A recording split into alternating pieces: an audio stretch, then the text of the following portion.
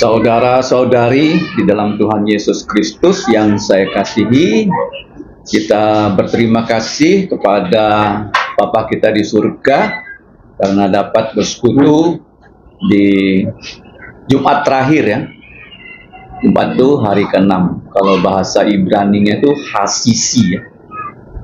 Bukan Jumat tapi Hasisi. Hari ke-6.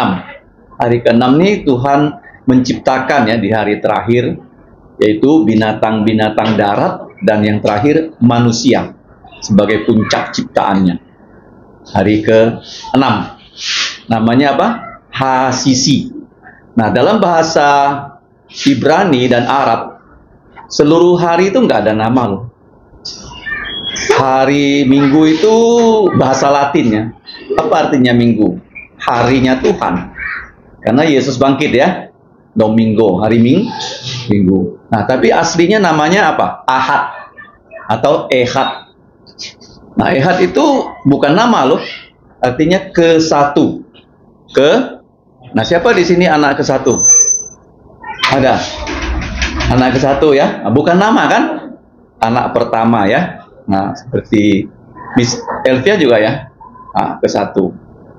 Kedua, Senini. Senin itu bukan nama loh. Kamu bilang hari Senin, namanya Senin. Bukan, Senin itu artinya hari kedua. Hari ketiga, Selisi. Bukan Selasa, Selisi. Hari keempat, Rebii. Bukan nama loh. Rabu itu bukan nama. Artinya keempat. Hari keempat Tuhan menciptakan SMS. Sun, Moon, Stars. Siapa yang pernah pakai SMS dulu? Zaman HP lama. Ya, apa tuh SMS? Sun, Moon, Stars. Short Message System. Sun, Moon, Stars. Hari keempat. Hari kelima, Kamisi. Ya, Kamis kan? Kamisi. Apa yang diciptakan Allah? Hari keempat. SMS. Hari kelima, apa yang gini-gini? Ya, binatang di udara dan di ikan-ikan di air. Jadi gini kan hari kelima ya. Hari keenam, binatang darat dan manusia sebagai puncak. Manusia itu ada darah dan daging. Kenapa malaikat jatuh jadi iblis dan roh jahat tidak ada keselamatan? Karena mereka tidak punya darah. Tidak punya apa? Kita diselamatkan dengan apa? Darah Yesus loh. Yesus harus jadi manusia, mengalirkan darah. Kita punya darah. Jadi kita dihapus dosanya dengan darah Yesus. Malaikat punya darah nggak? Nah, jadi tidak ada keselamatan. Ingat ya, jadi hari Senin itu hari kedua. Nah, sekarang ini hari Jumat. Kata hari Jumat itu menjadi kata jemaat. Orang ketemunya hari Jumat. Sebenarnya kita bukan jemaat, kita bertemu di hari Minggu. Namanya gereja. Karena waktu terjemahkan Alkitab, orang meminjam istilah Jumatan menjadi jemaat. Jemaah haji. Ya kan?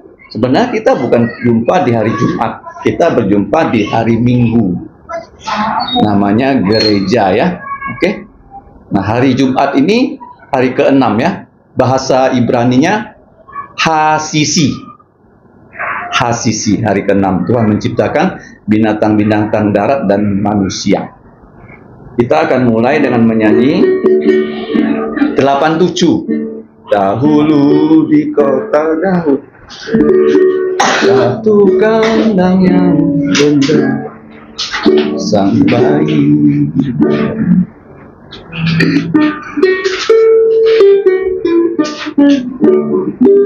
Satu, dua, tiga. Dahulu di kota Daud, suatu kandang yang rendah, sang bayi dibaringkannya di palungan yang indah. Marialah ibunya, hari mulia. Dia yang turun dari surga, Allah yang maha mulia, berdiam di kandang bina, berbaring di palungan, rela rendahkan diri, jadi sobat manusia. Tak lagi tinggal di kandang, tak dapat kulihatnya, dan kelak bukan jumpa dia di sisi kanan Bapa. Sekitar tata Bapa, berjubah putih mulia. Mari kita berdoa.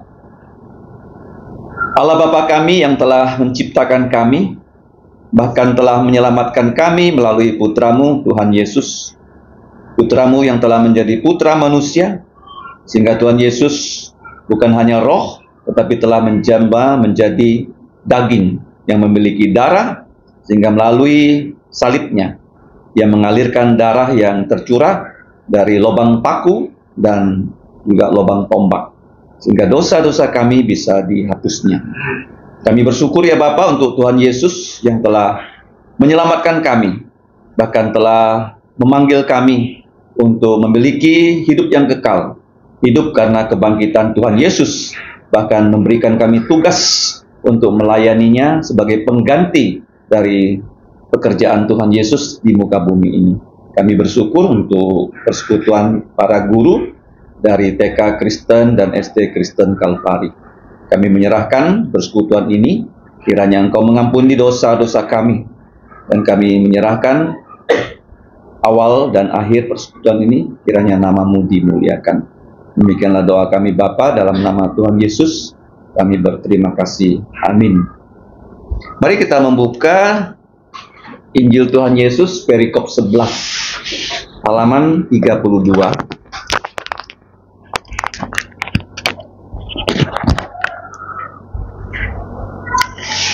Kita akan membaca ya dengan serentak ya, karena hanya beberapa ayat.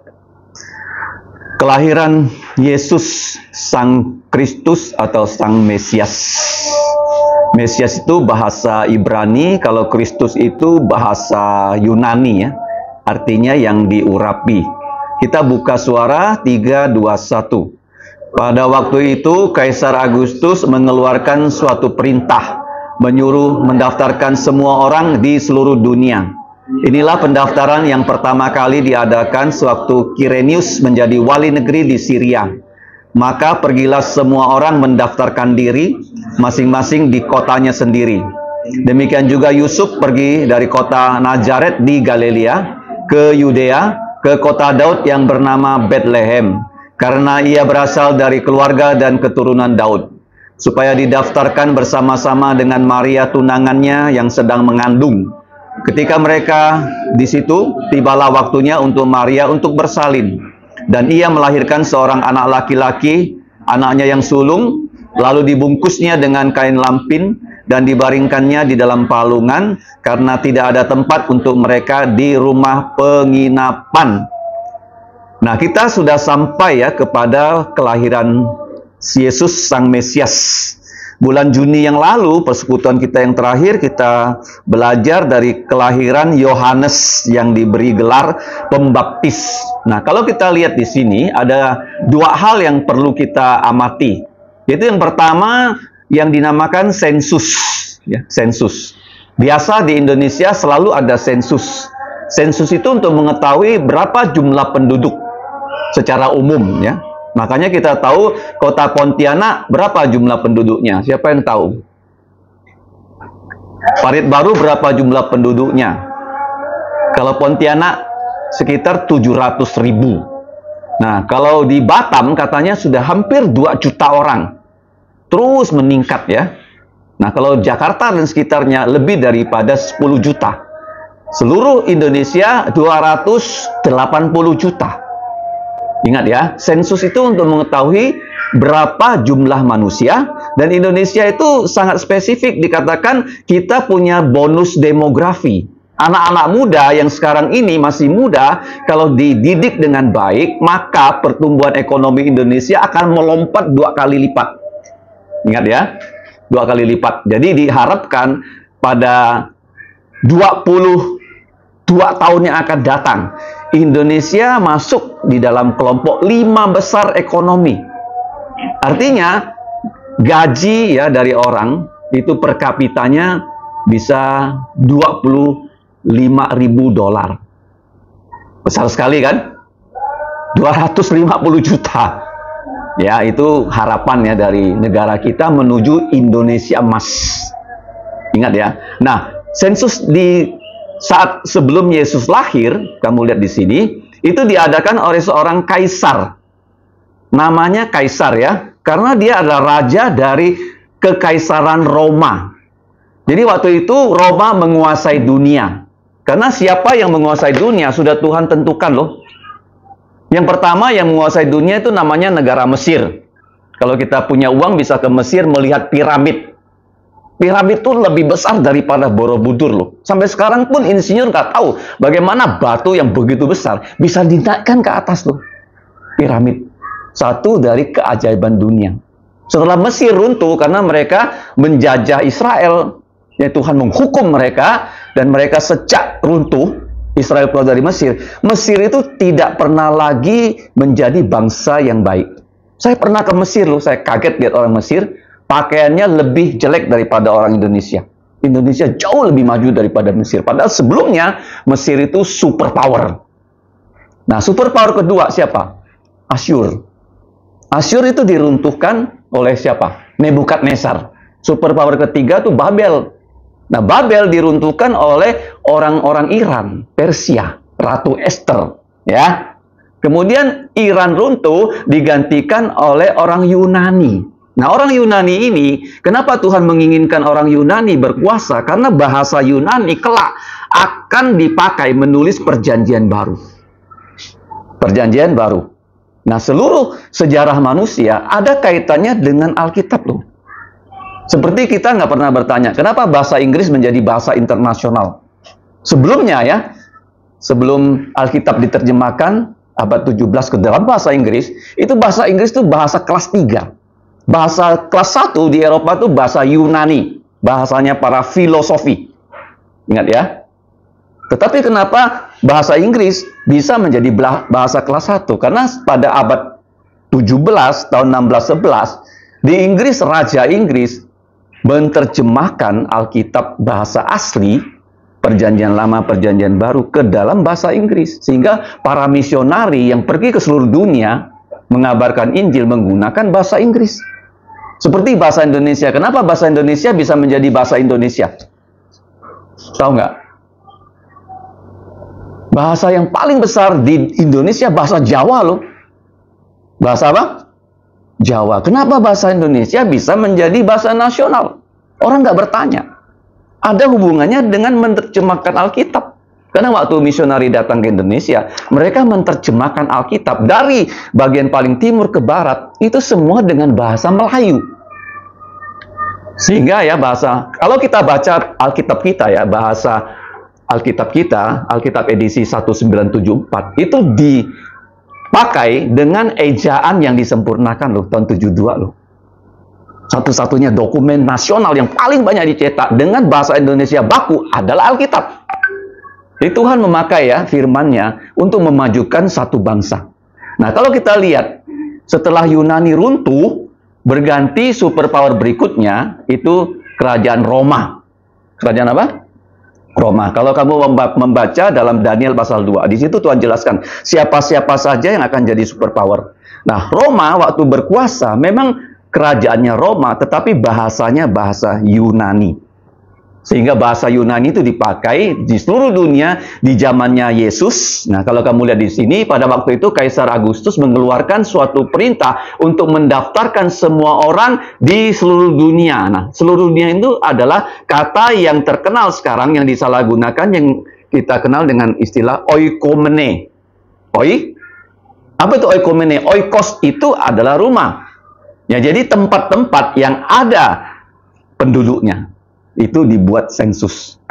Sebenarnya kata oikomene itu nggak ada kaitannya dengan istilah keagamaan, nggak ada. Seluruh dunia ada kaitan dengan demografi. Nah, kemudian kita lihat di sini, sensus ini kenapa bisa terjadi? Ini ujuk-ujuk bukan karena kaisarnya ingin sensus. Tujuannya memang untuk memajukan kekaisarannya, untuk mendapatkan pajak yang lebih besar. Tapi sesungguhnya ini karena Yesus harus lahir di Bethlehem. Yesus apa?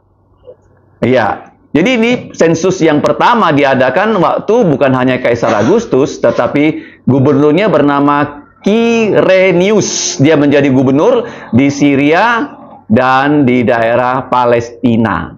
Ingat ya. Jadi waktu itu ya, semua orang harus kembali ke tempat kelahirannya. Ya, tempat kelahirannya. Dikatakan di sini Yusuf ya, tunangan Maria dari kota Nazaret. Nazaret itu di Galilea. Apa arti kata Nazaret? Nazaret itu ada hubungannya dengan kata Nazar ya. Di Galilea, dia harus berjalan kaki bersama Maria ke Yudea. Coba kita lihat peta halaman 21 ya. Ini. Zaman dahulu tidak ada kendaraan umum yang digerakkan dengan motor bakar ya. Kalau kita lihat Nazaret ini posisinya di mana? Ini ya, Nazaret. Ada Laut Galilea di sini. Laut apa?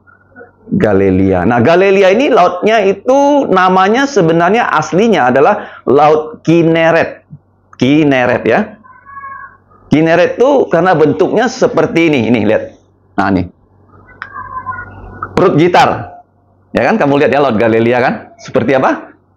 Perut. Nah, perut gitar. Namanya banyak loh, ada Laut Galilea, ada Laut Tiberias, karena Tiberias satu dari banyak nama kaisar. Ya, Laut Galilea, Laut Tiberias. Ingat ya. Kemudian Laut Kineret. Nah, mereka berjalan dari Nazaret, kita lihat ya, ke Yudea. Ini Yudea. Nah, ini Yudea ya. Karena kalau kita lihat tanah perjanjian, ada Yudea, Peria, seberang sungai Yordan. Apa arti Peria? Seberang sungai Yordan. Ya, karena sebelum mereka menyeberang sungai Yordan, ya disebut Cisjordan, sini disebut Transyordan. Nah, kemudian ada Dekapolis, 10 kota. Terus ada Galilea. Mereka berjalan kaki dari Galilea menuju Yudea, sampailah di mana? Di Bethlehem. Ini penting sekali ya. Dari geografi ini, coba kita buka kitab Kejadian pasal 49. Semua ini karena apa? Ada rencana Allah. Supaya sensus itu, nah, Kejadian 49 ayat 10, saya bacakan ya. Tongkat kerajaan tidak akan beranjak dari Yudea atau Yehuda, ataupun lambang pemerintahan ada di antara kakinya, sampai dia di sini bahasa aslinya silo ya, bahu ya. Datang yang berhak atasnya, maka kepadanya akan takluk seluruh bangsa loh. Kamu lihat ya, semua bangsa akan takluk. Jadi di sini dikatakan bahwa Yesus harus lahir dari suku Yehuda. Ya, bahwa ketika Yesus menjadi raja, segala bangsa akan bagaimana? Diperintah oleh Tuhan Yesus. Ini nubuatan dari Allah kepada seluruh dunia. Ingat ya. Tetapi waktu itu, apa yang terjadi? Daerah Palestina bukan lagi rajanya orang Yahudi. Raja yang berkuasa di Palestina, kalau kita lihat lebih lanjut, raja dari dunia itu Kaisar Agustus. Kemudian gubernurnya daerah Syria dan daerah ini ya. Syria tuh di atas ini loh. Jadi kalau kita lihat peta ya, ini. Jadi Syria ya. Negara Syria. Jadi gubernurnya itu yang kita dulu sering dengar namanya tuh Pilatus ya. Kalau di sini Quirinius, dia berkuasa dari daerah Syria sampai daerah Palestina. Jadi waktu Yesus akan lahir, itu daerah perjanjian, tanah perjanjian ini bukan lagi ya rajanya keturunan Yehuda atau Raja Daud, tetapi siapa? Raja yang berkuasa di sini namanya Raja Herodes. Raja apa? Herodes Agung, ya. Dia yang mendirikan dinasti Herodes. Kalau kita baca Perjanjian Baru, begitu banyak nama Herodes, itu asalnya dari Herodes Agung ini. Ya. Nah, waktu Yesus lahir, kaisarnya bukan yang percaya Tuhan, kemudian gubernurnya juga begitu, dan raja wilayah, raja boneka juga bukan.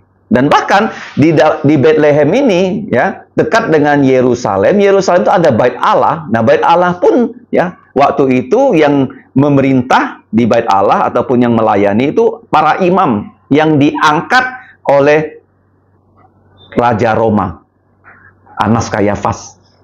Kalau imam zaman dulu kan sebelum dia mati nggak boleh digantikan. Tapi sekarang ya, imam yang sebelumnya, imam besar, Anas masih hidup, digantikan oleh Kayafas. Jadi kita lihat ya, situasi dalam daerah perjanjian ini, tanah perjanjian, tidak lagi sesuai dengan Alkitab. Tetapi, nah, dengan sensus ini, Allah memang ya ingin putranya lahir di daerah Palestina yang namanya Bethlehem. Mari kita buka ya, Mika, pasal 5. Bahasa Inggrisnya ayat 2, bahasa Indonesianya itu ayat 1 saya rasa ya. Mika. Mika 5. Tetapi engkau, nah di sini ya, hai Bethlehem. Nah, Bethlehem karena ada di beberapa tempat. Ini yang ada di daerah Efrata, hai yang terkecil, disebut terkecil, kota yang kecil di antara kaum-kaum Yehuda. Dari mula akan bangkit untukku seorang yang akan memerintah Israel. Dia bukan hanya manusia saja, tapi dia adalah Allah yang permulaannya sudah sejak purbakala, sejak dahulu kala. Karena Yesus ya, sebelum lahir dia sudah ada ya, eksistensinya sudah ada. Dia adalah Allah yang kekal. Jadi di sini kita lihat ya, lahirnya Yesus harus di Bethlehem. Apa artinya Bethlehem? Bethlehem itu artinya Bet itu rumah. Ya, Bet apa? Rumah ya. Bisa rumah atau bisa sumpah. Ya, kalau Sabet itu sumpah Elisabeth ya. Allah bersumpah. Kalau Bethlehem rumah, lehem roti, rumah roti ya. Jadi Yesus harus lahir di Bethlehem. Kenapa? Karena Yesus adalah putranya Daud. Coba kita buka ya, 2 Samuel 7. 2 Samuel 7 ayat 13. Nah, di situ jelas dikatakan ya, dialah di sini keturunan Daud yang akan mendirikan rumah untuk namaku, dan aku akan mengokohkan ke tahta. Tahta itu tempat duduk kerajaannya untuk selama-lamanya. Sebenarnya bahasa Indonesia dikatakan sampai selama-lamanya. Sebenarnya tidak ada sampai ya. Selama-lamanya nggak pernah sampai. Paham nggak? Kalau sampai ya habis sudah ya. Betul nggak? Nggak pernah sampai selama-lamanya. Jadi Yesus harus lahir di Bethlehem. Nah, waktu Yesus lahir di Bethlehem, kita lihat ya. 1, sensusnya merupakan sensus yang sudah Tuhan atur. 1 ya, sudah Tuhan atur. Jadi kejadian di dunia ini itu sudah Tuhan tentukan loh untuk kebaikan kamu dan saya. Percaya nggak? Nah, misalnya kenapa di sini ada untan? Untuk kalian belajar bisa jadi guru. Percaya nggak? Semua sudah Tuhan atur loh. Sebenarnya bukan ya kita untuk untan untuk kita loh. Ngerti nggak? Nah, kalian harus melihat sesuatu dengan caranya Allah. Jangan kamu mengatakan, oh itu ada, bagaimana? Karena saya harus ke situ. Jadi Tuhan itu yang membuat kita menjadi penting untuk pekerjaannya. Nah, coba kita lihat ya, di dalam peristiwa ini, Yesus harus lahir di Bethlehem. Nah, caranya gimana? Sensus itu mengharuskan semua orang yang berasal dari Bethlehem pulang. Jadi waktu itu, kita lihat ya, Yusuf membawa tunangannya Maria yang mengandung ya karena kuasa Roh Kudus untuk pulang di sensus ya. Karena mereka berasal dari keturunan Daud. Kita sudah tahu ya, bahwa Yusuf itu, bapak angkatnya Yesus, itu keturunan Daud dari garis raja-raja. Kalau Maria juga keturunan Raja Daud, tapi dari garis yang bukan raja, itu Nathan. Ya, jadi dua-duanya adalah dari keturunan Daud. Supaya mereka disensus, didaftarkan, tujuannya untuk apa? Di sini untuk pajak ya.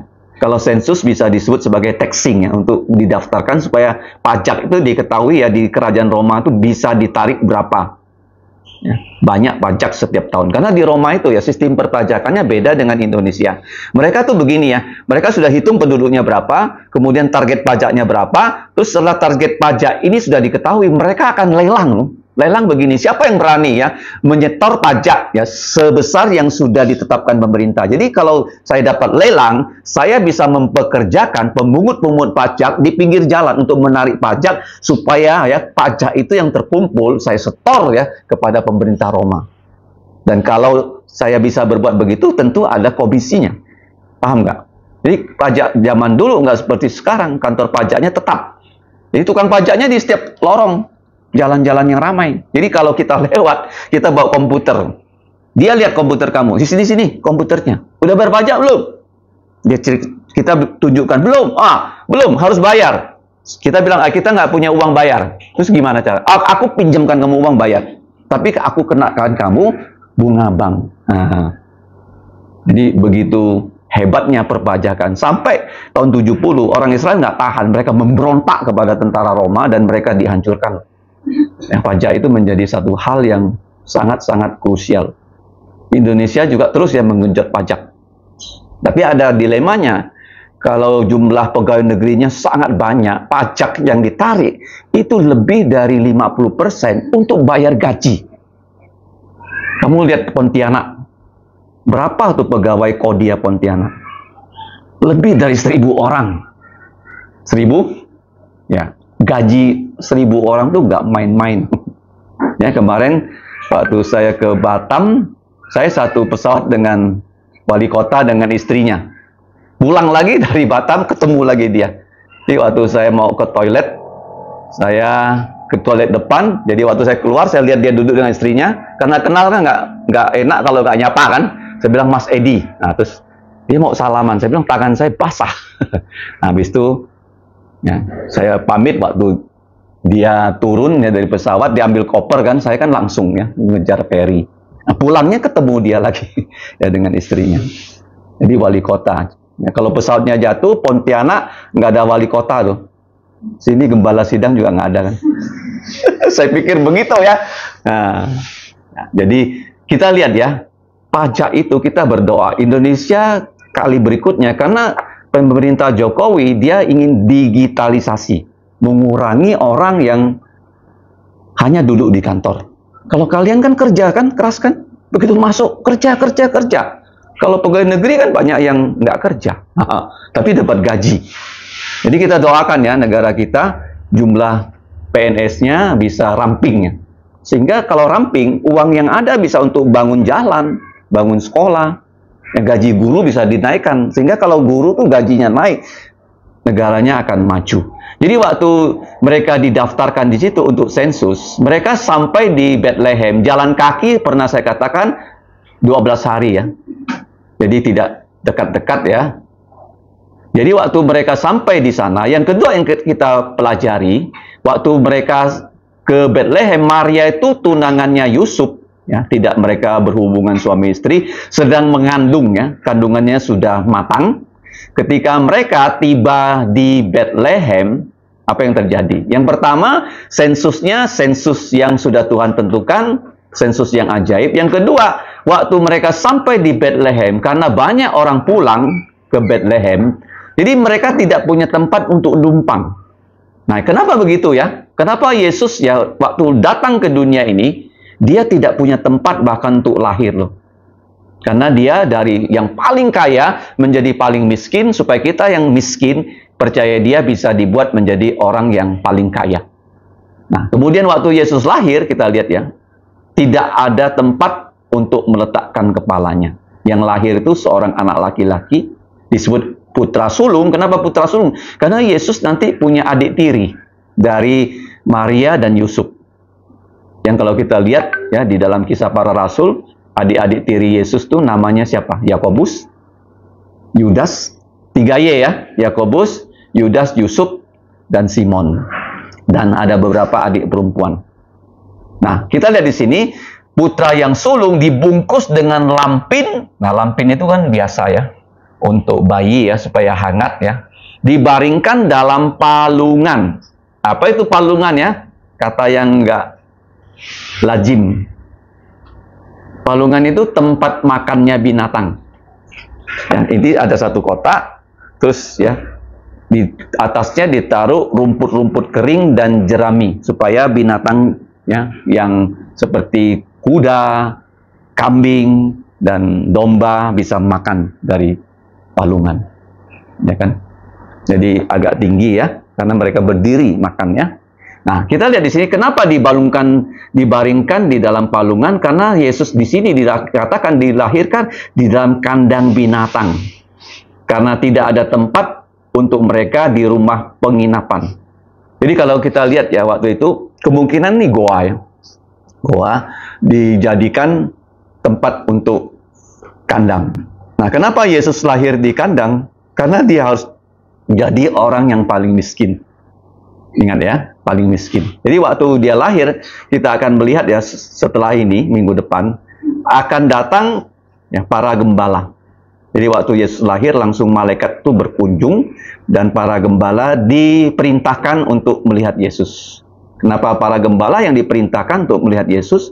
Karena Yesus itu satu dari 365 gelar dan nama-nama Yesus itu adalah anak domba Allah yang mengangkut dosa seluruh dunia. Jadi para gembala yang menjaga kawanan domba di padang Efrata itu bukan domba-domba yang dijual di pasar untuk ya, konsumsi makanan. Tetapi ini gembala-gembala menjaga ya domba-domba, anak-anak domba yang akan diantarkan ya ke Bait Allah untuk disembelih.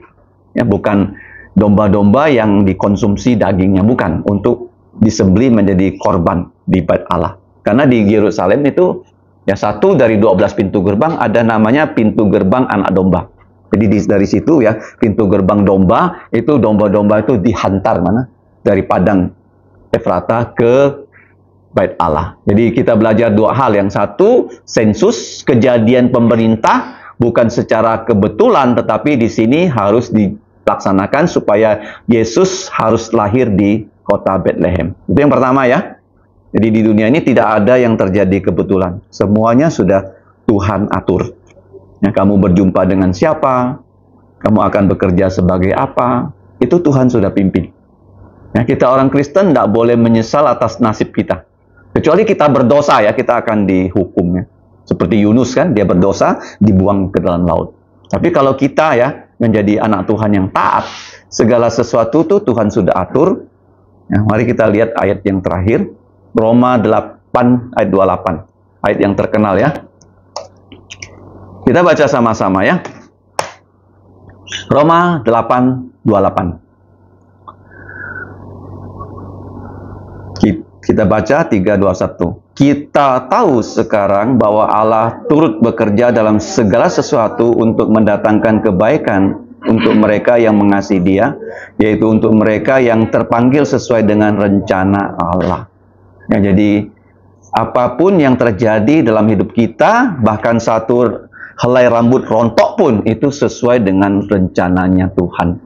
Ya, Tuhan memimpin hidup kalian, dan ya, kita orang Kristen hidupnya tidak akan sia-sia, dan orang Kristen itu tidak ada istilah sial. Sial itu kan sia-sia kan? Nah, nggak ada. Ya. Segala sesuatu sudah Tuhan atur ya. Seperti apa ya? Kalau kamu naik motor, ada nggak satu onderdir motor yang geraknya nggak begini?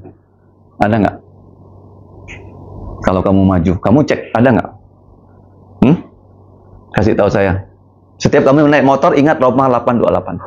Kenapa? Karena segala sesuatu berjalan sesuai apa? Rencananya siapa? Tuhan loh.